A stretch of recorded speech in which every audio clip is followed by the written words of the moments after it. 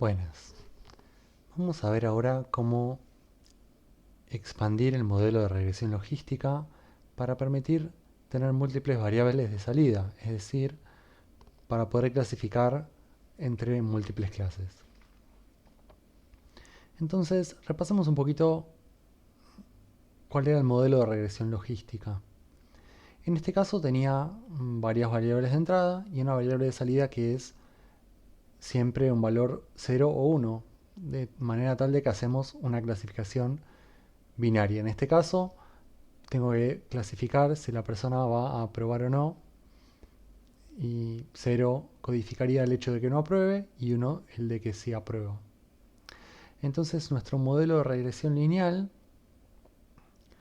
lo reutilizamos agregándole una función sigmoide, que es esta de aquí, que nos permite convertir la salida de la regresión lineal, que es un valor entre menos infinito e infinito, en un valor entre 0 y 1, mediante esta cuentita que es calcular la exponencial de menos x, donde x es la salida de la regresión lineal, sumarle 1 y dividirlo por, y eso, calcular el recíproco, o sea, 1 sobre eso.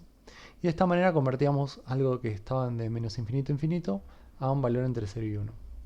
Y por ejemplo, podríamos considerar para, eh, para tomar una decisión, ya que la salida de esto va a ser no 0 o 1, sino un número entre 0 y 1, que podemos interpretar como una probabilidad, la probabilidad de aprobar. Bueno, esto lo podemos utilizar distintos umbrales, y entonces uno de ellos podría ser 0,5. Si la probabilidad de aprobar es más de 0,5, lo clasificamos como aprobado, y si no, como desaprobado. Pero entonces nos queda resolver qué pasa si quiero clasificar con n clases. Por ejemplo, podría tratar de clasificar si la persona desaprobó, si aprobó o si promocionó, o en otro caso, si quiero clasificar imágenes, podría clasificar, no sé, si tengo un gato, un perro o otro animal. Entonces, en todo ese tipo de problemas, este modelo nos va a quedar, eh, no nos va a resultar, porque solamente permite clasificar de forma binaria. Hay dos tipos de clasificaciones con múltiples clases. En este caso mostramos un ejemplo en el cual, en base a las variables de entrada de estas, nosotros tenemos que clasificar de qué carrera pertenece el alumno, ¿no? Entonces, acá tenemos un modelo en donde permitimos que un alumno esté inscrito en varias carreras, ¿sí?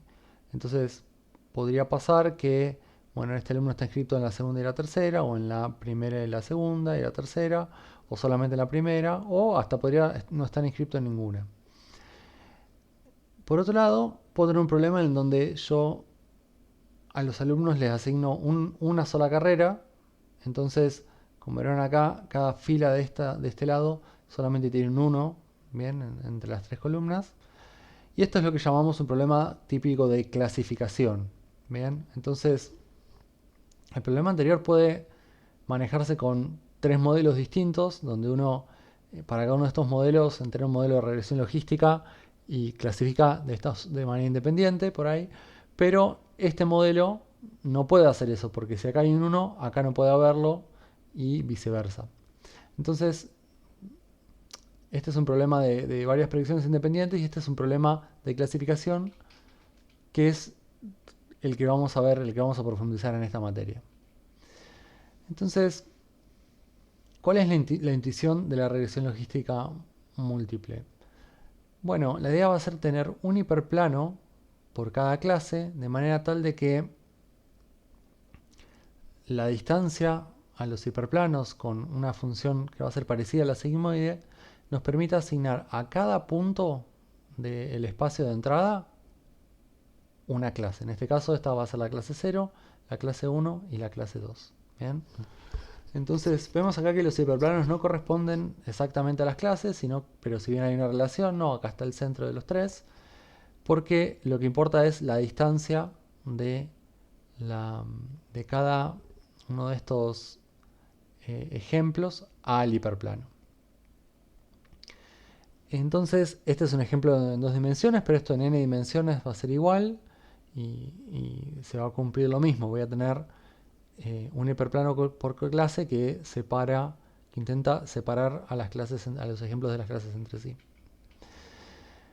Hay un tema técnico que es cómo codificamos la clase. Una manera podría ser como la que vimos antes, que se llama codificación one hot, en donde el vector de salida es una matriz en realidad que tiene tamaño n por c. N la cantidad de ejemplos y c es la cantidad de clases. Entonces tenemos un 1 cuando es de esta clase y un 0 de lo contrario.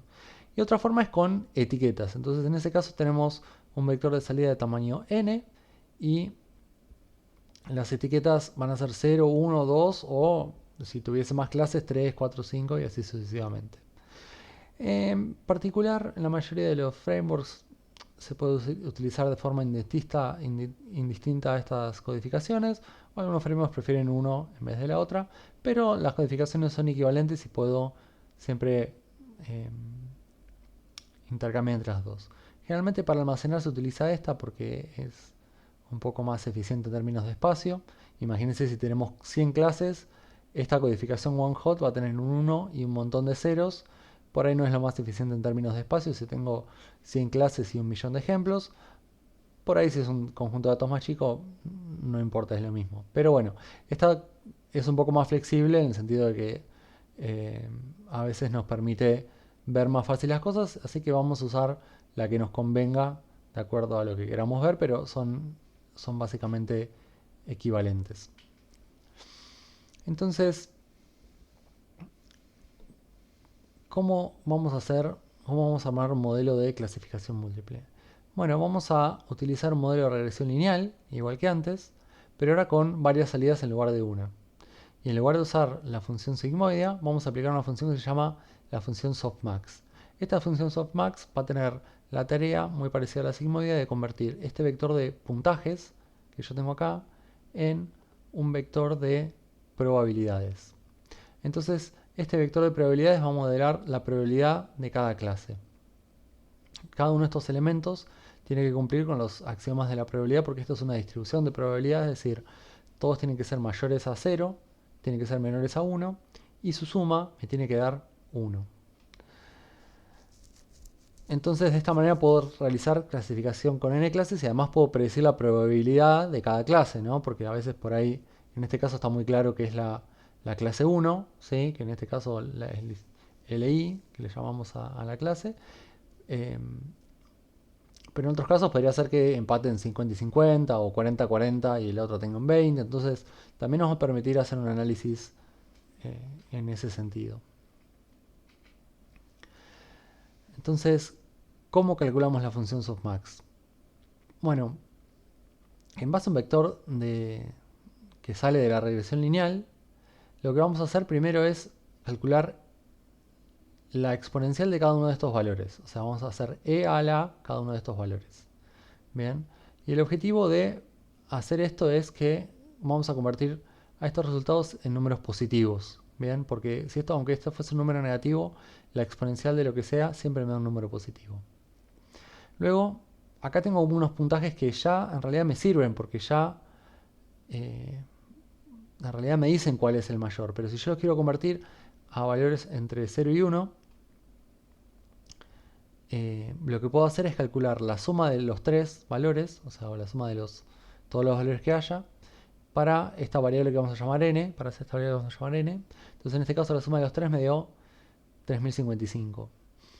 Luego, en base a esto, voy a poder normalizar, por eso le llamamos n a esta variable, este vector e, y vamos entonces a obtener mi vector p que tiene cada uno de estos valores normalizados. Bien, entonces el 54 lo dividimos por 3055, obviamente nos da un valor muy chico.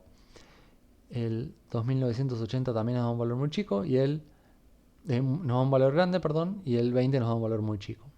Ustedes podrán pensar, pero ¿por qué pasa esto si acá tengo valores 4, 8 y 3, ¿no? Que no parecen ser tan distintos? Bueno, es que la función exponencial acentúa los valores altos, ¿bien? Entonces tiene este efecto de que entonces, como este es el doble, tiene el doble del valor del puntaje acá, este valor a través de todo este proceso se convierte en un valor muchísimo, con una probabilidad muchísimo más alta que el resto. Fíjense que entre 4 y 3 no hubo mucha diferencia, si bien esto es casi el triple que esto, nada que ver comparado con los 0,975 de la clase 1. ¿Y por qué utilizamos una exponencial en base? Bueno, no, es porque es fácil de calcular, es estándar también se puede usar una exponencial de base 2 o de otra base y funcionaría todo igual. Lo importante es que usemos una función exponencial acá que nos convierte estos valores a todos números positivos, y además la función exponencial es monótonamente creciente, con lo cual si le calculo la exponencial al 4 y la exponencial al 8, la del 8 siempre va a ser mayor que la del 4. Entonces, ¿cómo sería si quiero codificar la función softmax? Bueno, voy a recibir un vector y, que sería este. Puedo calcular la longitud de y, que es este n chico. Y voy a generar un vector e, que va a tener tantos ceros como va a ser un vector de la misma longitud que y va a tener la misma cantidad de ceros.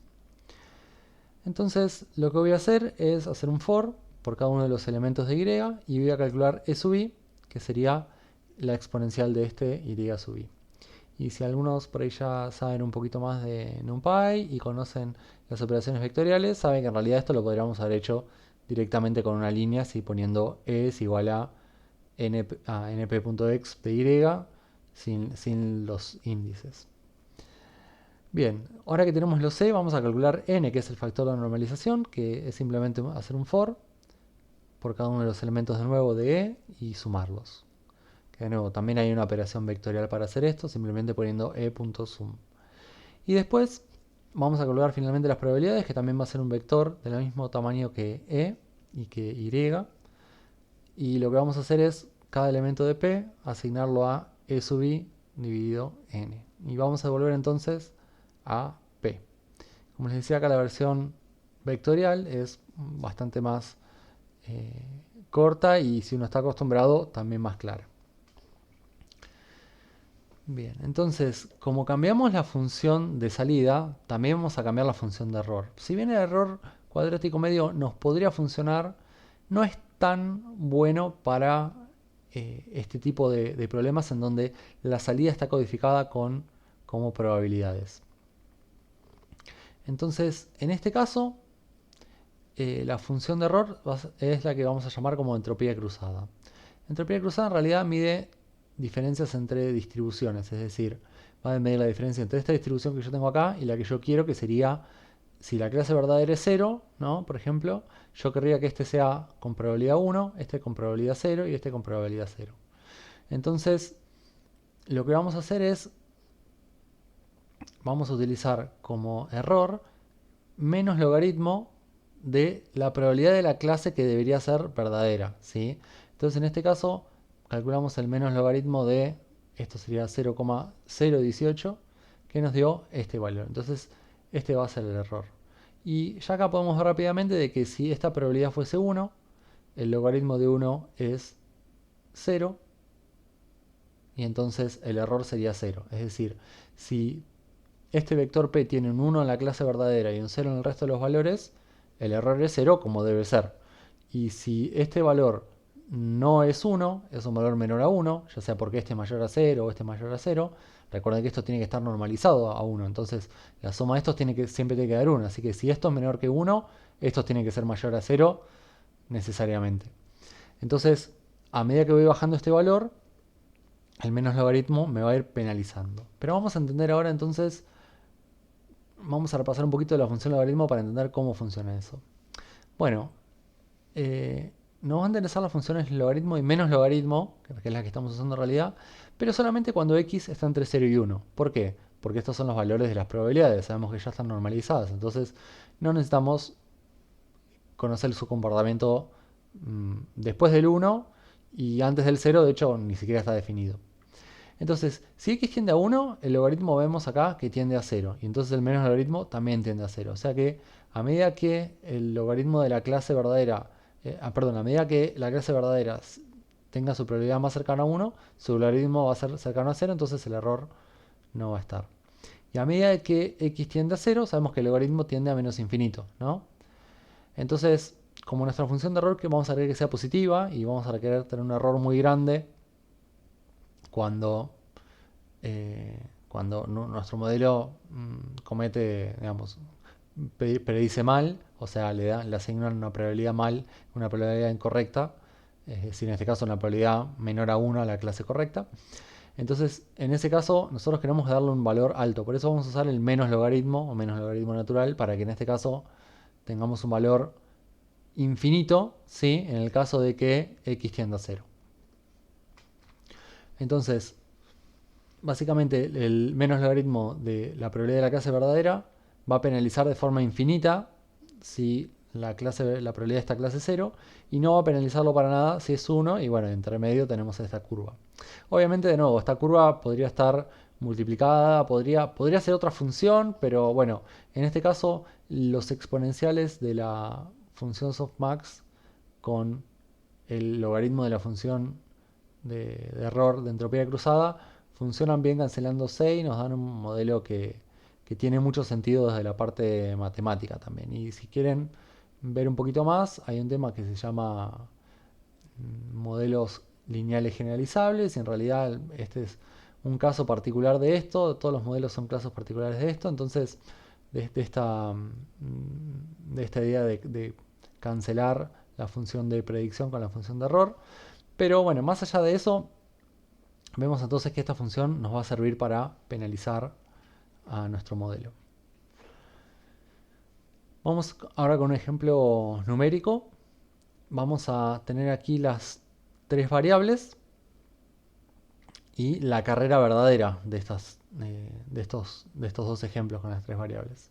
Entonces, en este caso, si calculamos la salida del modelo, podemos ver de que la parte lineal, ¿sí?, tiene como estos valores y vemos que acá tenemos como valor máximo este y acá como valor máximo este.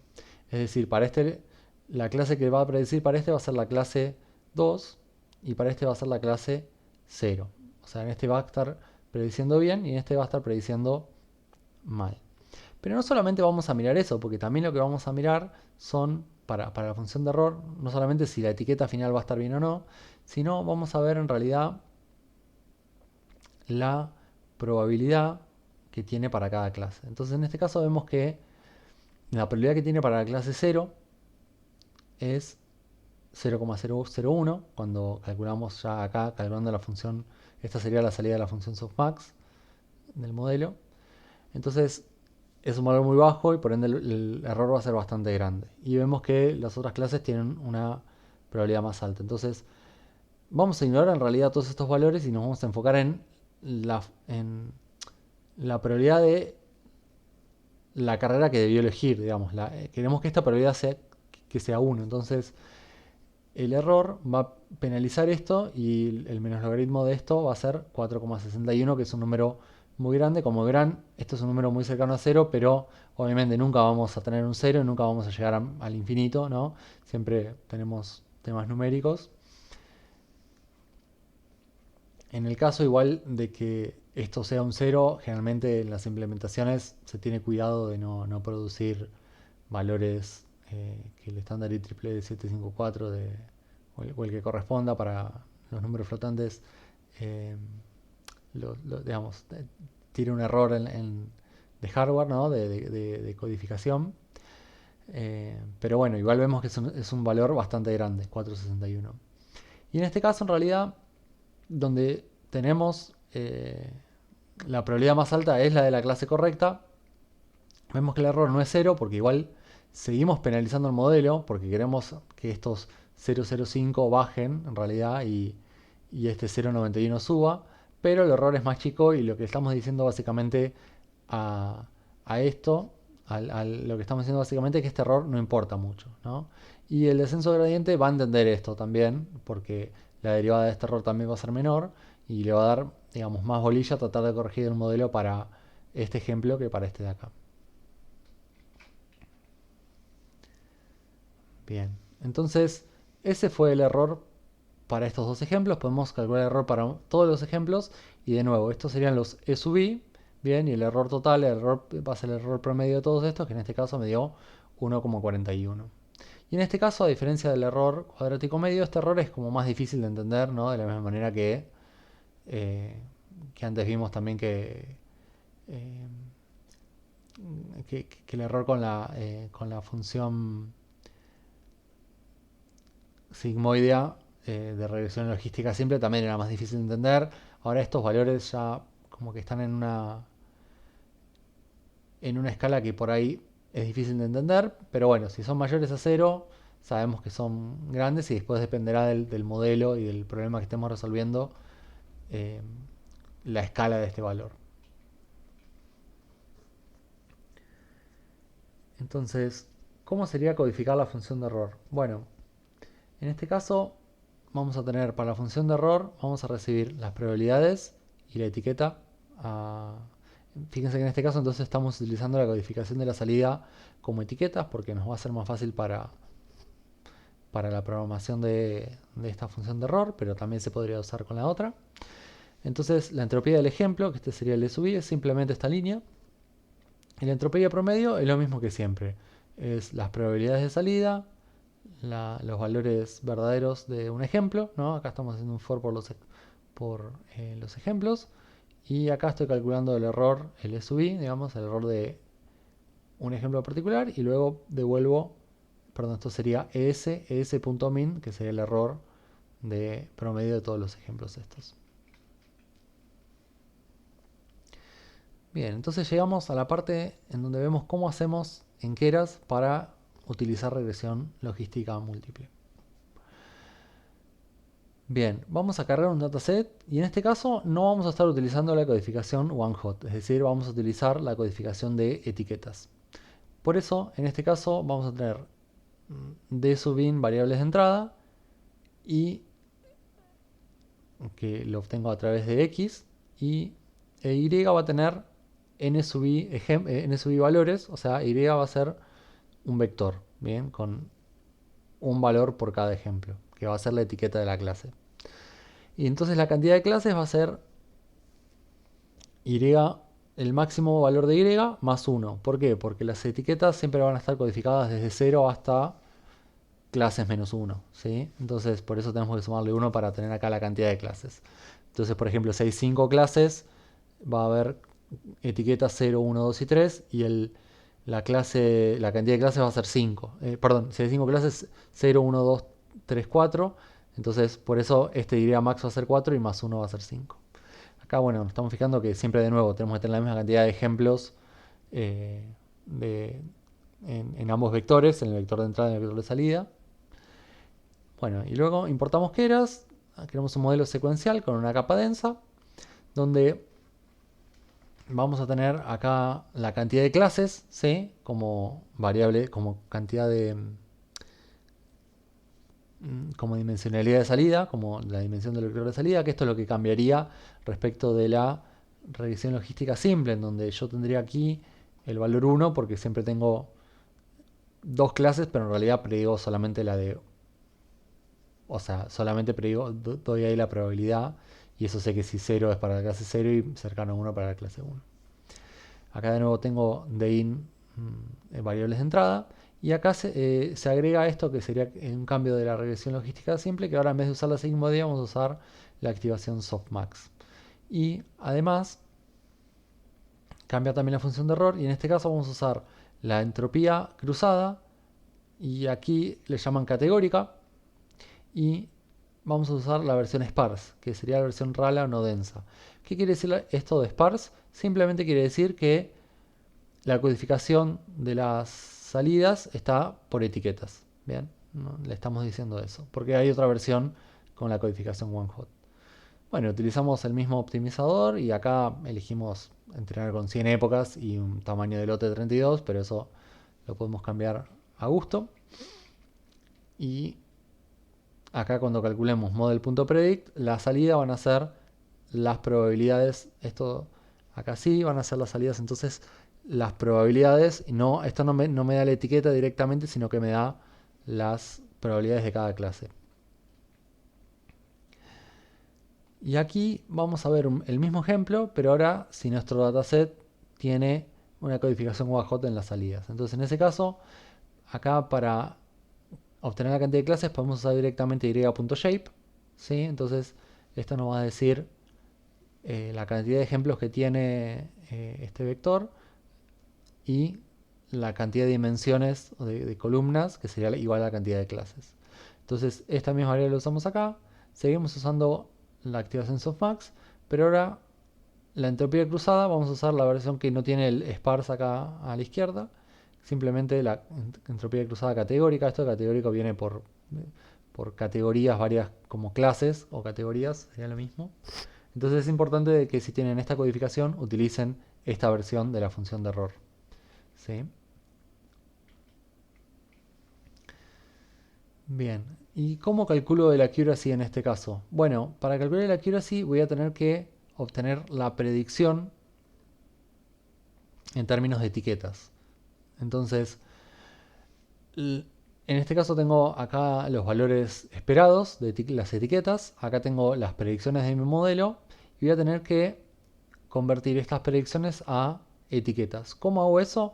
Bueno, simplemente tomando el índice de la clase con mayor probabilidad.